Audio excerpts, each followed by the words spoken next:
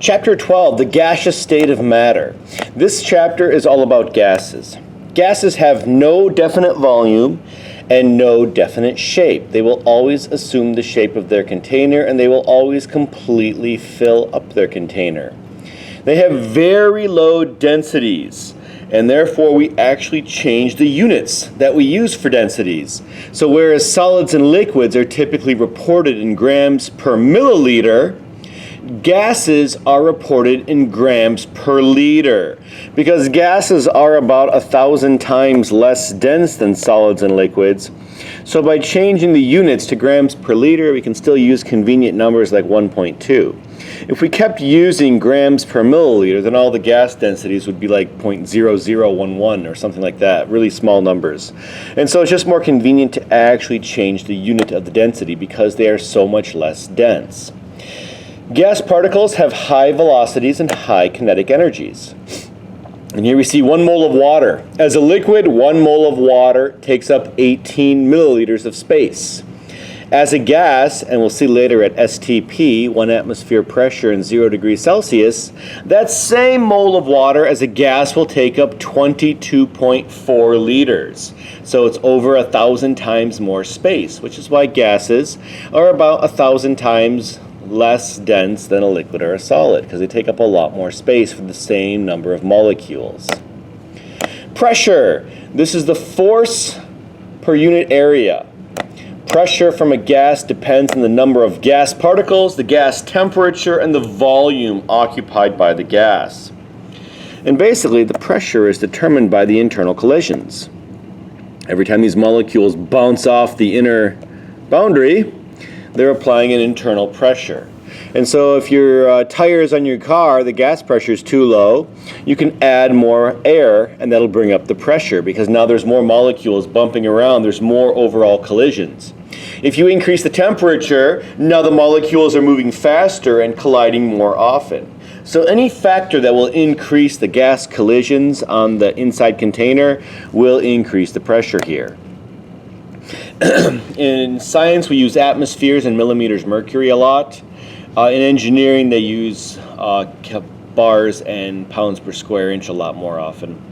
So 1 atmosphere is equal to 760 millimeters mercury, which is the same thing as 760 torr. Millimeters mercury were renamed torr to honor the scientist that made the first mercury barometer.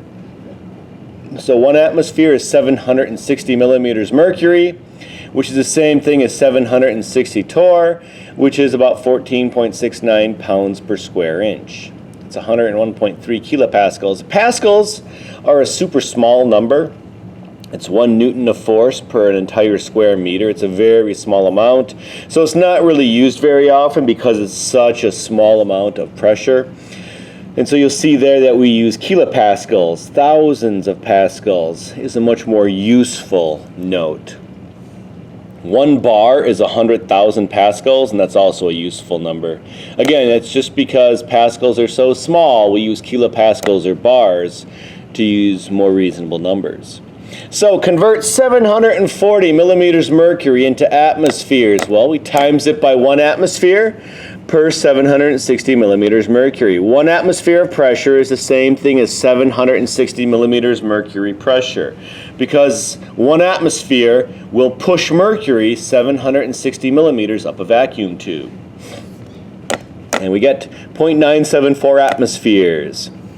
To convert 740 millimeters mercury into kilopascals, we remember that 101.3 kilopascals is the same as 1 atmosphere, which is the same as 760 millimeters mercury. So this is our conversion factor between kilopascals and mercury, and we get 98.63 kilopascals. Atmospheric pressure. Here we see the major components of dry air. Whenever you measure the components of air, you always go with dry air, just because the amount of moisture in air can vary wildly. And so the amount of water in the air can change a lot, and then that changes all the other numbers. But if you remove water, you always get consistent results for all the gas components of the atmosphere everywhere on Earth. And so dry air is very standardized. Dry air is always 78% nitrogen, 21% oxygen, 0.93% argon, and then less than 1% of all the other trace constituents of the atmosphere.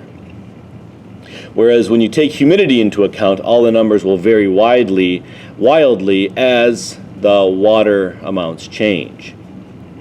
So air is about 99% nitrogen and oxygen, almost 1% argon, and a very, very, very small amount of other stuff. Carbon dioxide is a waste product from animals breathing and from any car or anything using fuel. Neon makes up a very small amount of the atmosphere. Helium is a byproduct of alpha radiation, 0.0005% of the atmosphere.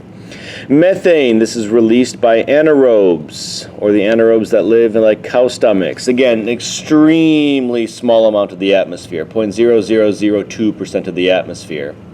Krypton, 0.0001% of the atmosphere. And xenon, hydrogen and nitric oxides are found just in traces. Hydrogen comes out of volcanoes. Nitric oxides form during lightning strikes because, again, nitrogen and oxygen made up 99% of the atmosphere. And when lightning strikes, there's enough energy for the nitrogen and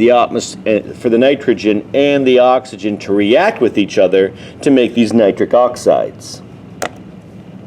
Measuring pressure using a barometer. Here we have inverting a long tube of mercury over an open dish of mercury. It's important that this is a vacuum up here. That has to be a vacuum.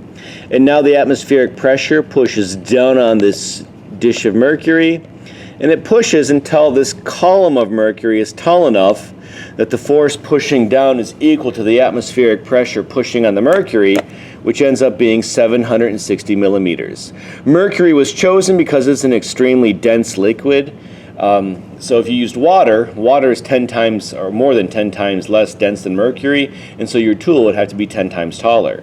So using mercury, you can have a tool that's only 760 millimeters tall.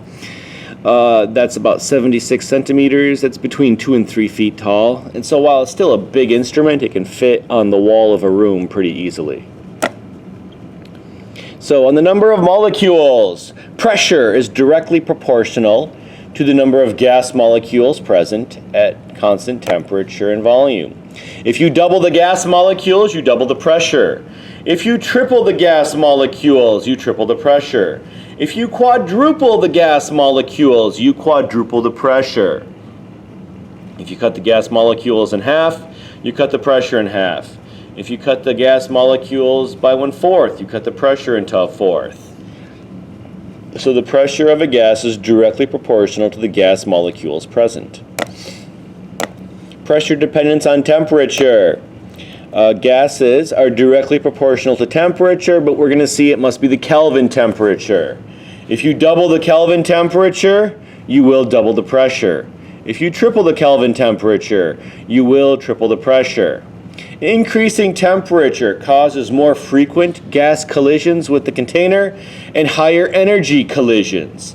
And you need to use the Kelvin gas scale. Whenever you work with gases, you must use Kelvin temperature because the Kelvin scale is the only temperature scale that's proportional with energy. And therefore, when you double the Kelvin temperature, you double the energy, and that's what you need for these gases.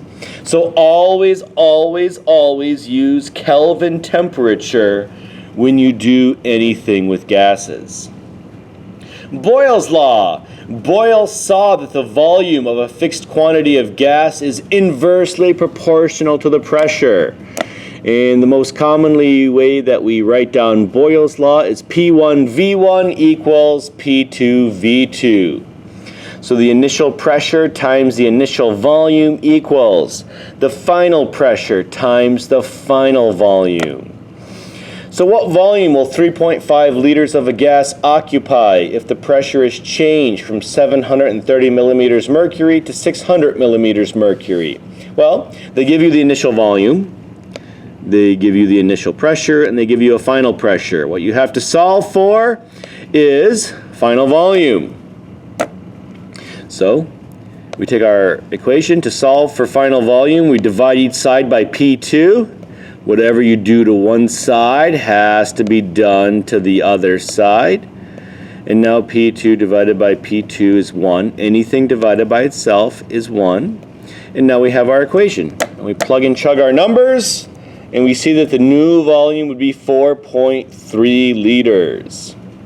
The hard part is setting up this algebra right here, figuring out what you're solving for and isolating so that your equation will give you the answer that you're looking for. And then you just put the numbers in your calculator, which we call plugging and chugging in math. A sample of neon gas occupies 250 milliliters at 880 torr. Calculate the pressure of neon if we increase the volume to 1 liter. When we need to be in cohesive units, and so you can do this problem in milliliters or liters. You can either change 250 milliliters to 0.25 liters, or you can change 1 liter into 1,000 milliliters, but they have to be the same. And again, we are solving for final pressure because they asked you what's the final pressure. So to find P2, we divide each side by V2.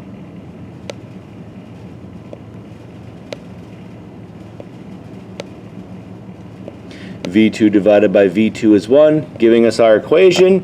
You plug the numbers in, 220 millimeters mercury. So the volume got 4 times bigger, from 1/4 of a liter to a liter. Pressure gets 4 times smaller. They are inversely proportional. A sample of gaseous nitrogen in a 65-liter automobile airbag has a pressure of 745 millimeters mercury. If the sample is transferred to a 25-liter bag, what will be the pressure? Well, they want the final pressure, P2. And so, P1, V1,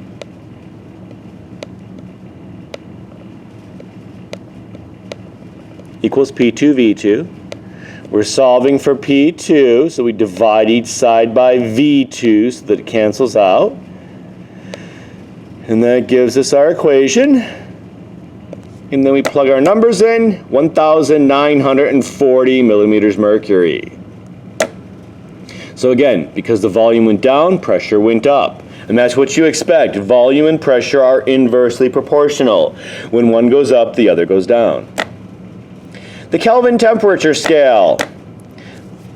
In the 1700s, the coldest they could possibly make something was about negative 110 Celsius.